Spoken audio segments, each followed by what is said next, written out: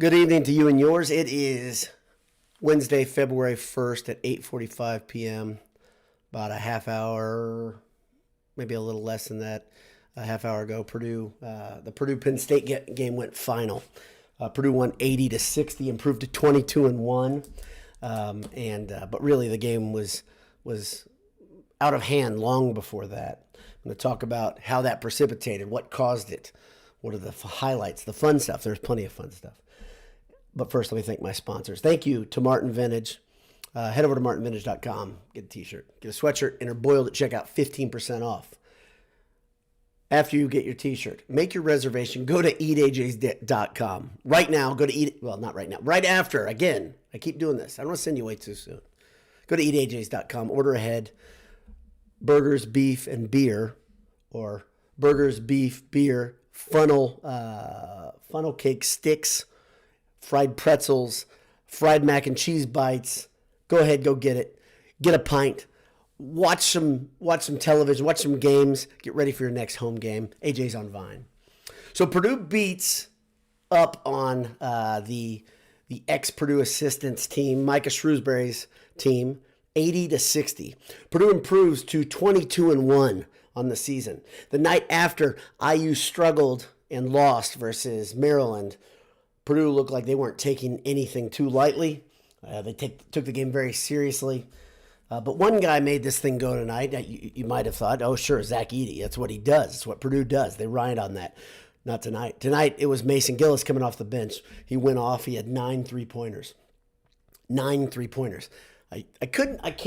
Still can't understand the record, he said. I think it's the record of threes made by a Purdue player at Mackey Arena, I believe. Because they said Carson Edwards had hit 10 threes. And 8 was the record at Mackey Arena. I think 9 might have been the record. I don't know. 10. 10 was? Carson Edwards hit 10 threes. Okay, so and so at Mackey. 9 second all time. Okay, 9 second all time. And that's held solely by Mason Gillis. Ryan Smith and I think there was 3. Ryan Smith, Robbie Hummel, Carson Edwards had all hit 8 at Mackey Arena. Mason Gillis is a good shooter. We've been saying it all year. You've been saying it to your friends, telling them, hey, Mason Gillis can shoot the ball. He can shoot the rock. And he showed it tonight. And it carried Purdue. It lifted Purdue, whatever you want to say.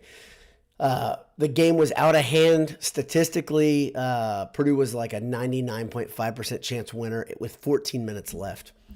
Mostly thanks to Gillis's heroics. But a lot of things went Purdue's way, and Purdue just really took it to Penn State. They were doing things the right way. They were playing unselfish. Edey was playing hard. Penn State threw a goon at him, which is always fun. That guy could shoot, though. That's the funny thing. Their goon, he tried hard. He had floppy hair. Seemed like a nice gentleman. But he couldn't match up with Zach Edey. It's a fun night. I mean, anytime you see a guy kind of surprise a fan base, like Mackey looked electric. If you were there, if you're in the margins, you're live. I appreciate you being here.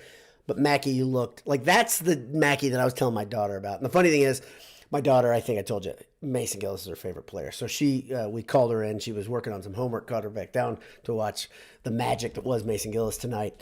And Mackey appreciated him for what he was. Super, super fun game. I like games where Purdue completely makes it uninteresting to anyone outside the Purdue family relatively early, and they did just that. I'll look into the stats real quickly. Like I said, Zach Edey had a hell of a game. Edey finishes with 18 points, 13 boards. The guy that not many people, maybe nobody talks about tomorrow, but should talk about him, is Braden Smith. Braden Smith had 9 points, 9 assists in 35 minutes. And how about this? 0 turnovers. That's a ball game, friends. And this is just a guy doing his job, quietly doing his job. He went 1 for 6 from 3, so he was putting it up there. And really, Purdue, outside of Gillis, didn't shoot the 3-ball particularly well. But because of Gillis's incredible performance, Gillis hit 9 of 12 from 3. Purdue ends up shooting the 345, making 45% of their threes. Nobody, I think Morton, he had a pretty solid game. He went 2 for 4 from 3, 6 points, 2 assists, just 1 turnover, a steal, and a block to go with that. Edey 18 and 13, and there was one other guy that I thought, Lawyer had a pretty solid game. He had 5 points, 4 assists, 2 steals. pretty damn noteworthy. Trey Kaufman-Renn came off the bench. I was hoping that Edey would kind of take a seat a little bit earlier, keep some miles off these guys, wherever you can. Purdue has their third game in a week against IU at Ass Hall coming up on Saturday. I'm not sure. Do you know the tip-off time, LBD? This one's 6:30 or 4 for Saturday. Yeah, 4. Okay, 4 o'clock. Purdue plays IU at 4 o'clock. I don't feel great about this game just because I never feel great. Maybe it's old habits from when I was a kid.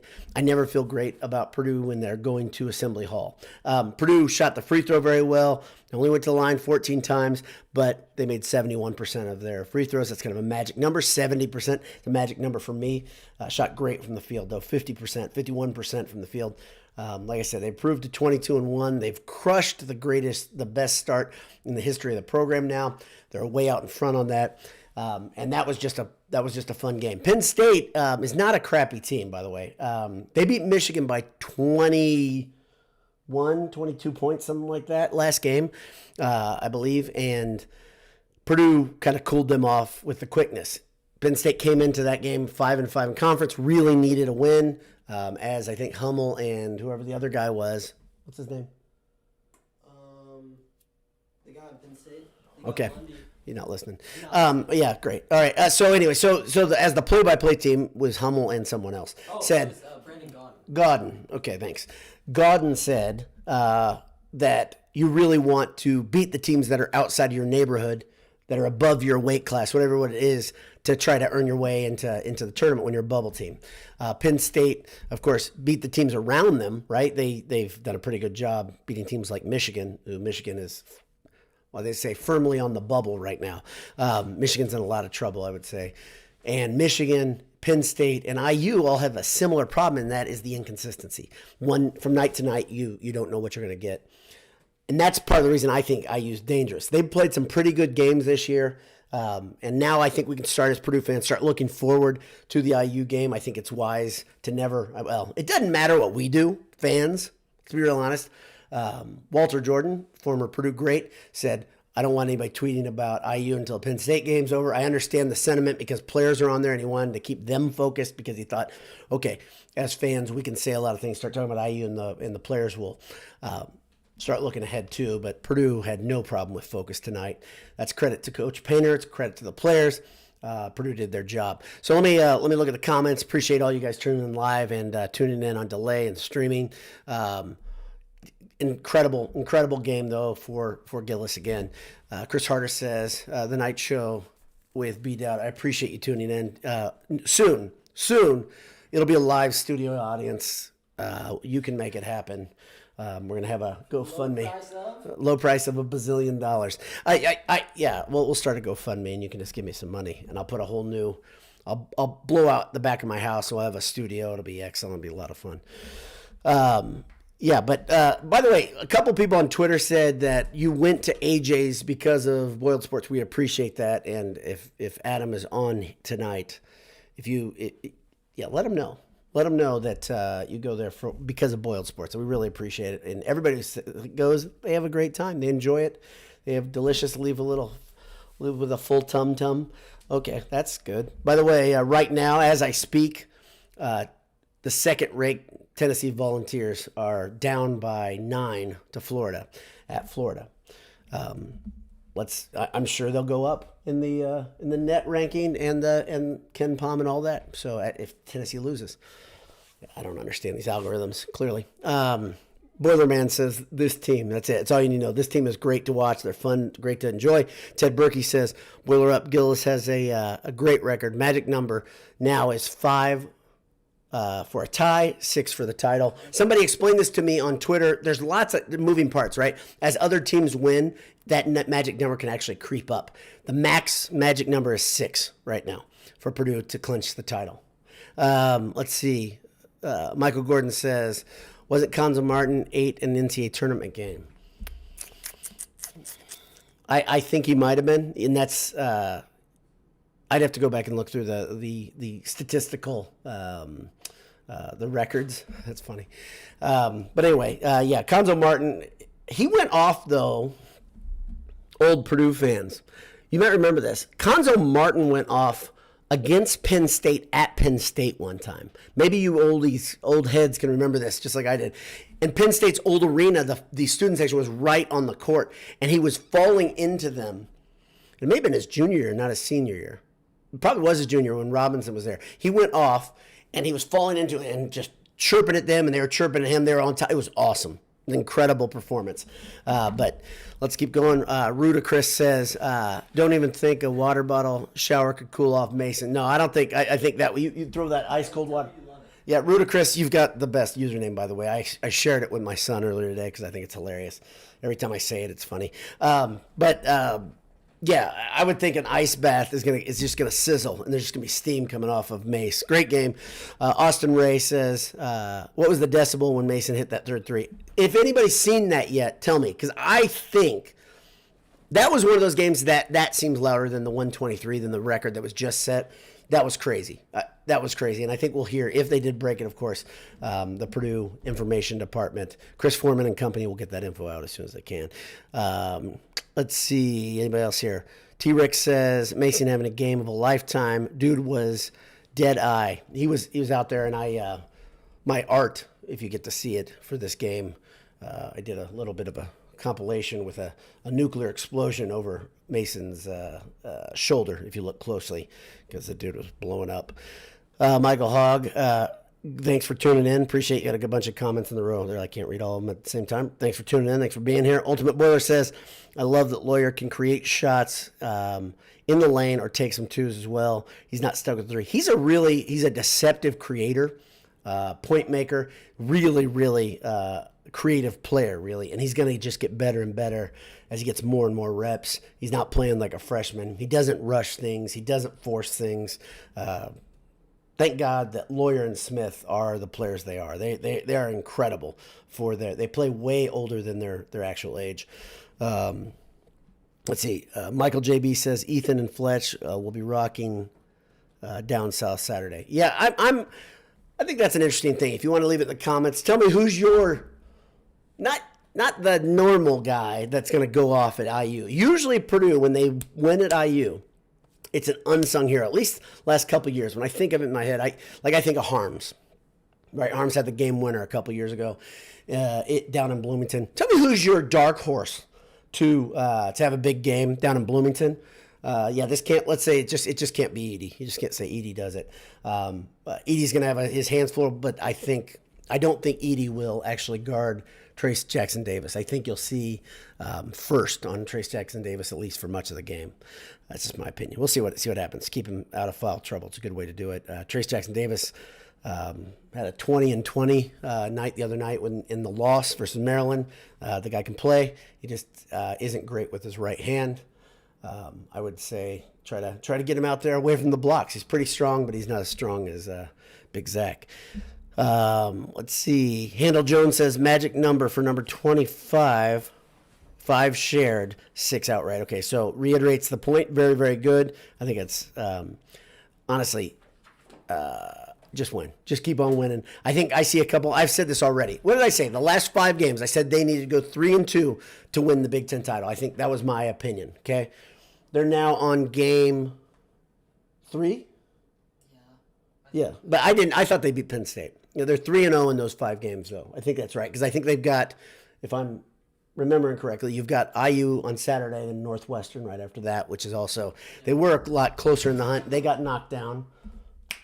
And, so let's see what else we got. Tart Shark says, is it just me or does the lighting in Mackey Arena appear to be bright white? Maybe it's the cameras in Mackey, fluorescent lighting. I don't see it bright white like that in other arenas.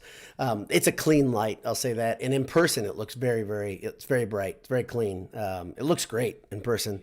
You told me why they have those lights. Yeah, well, that's years ago.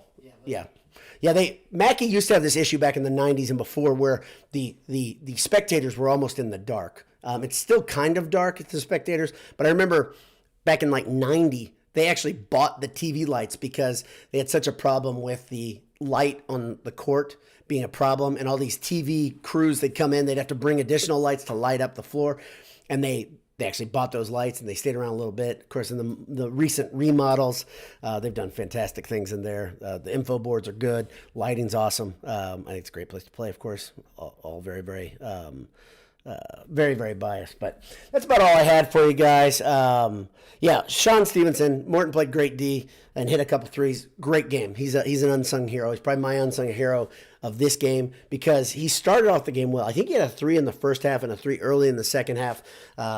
If he can hit, I mean, he hit 50% of his threes.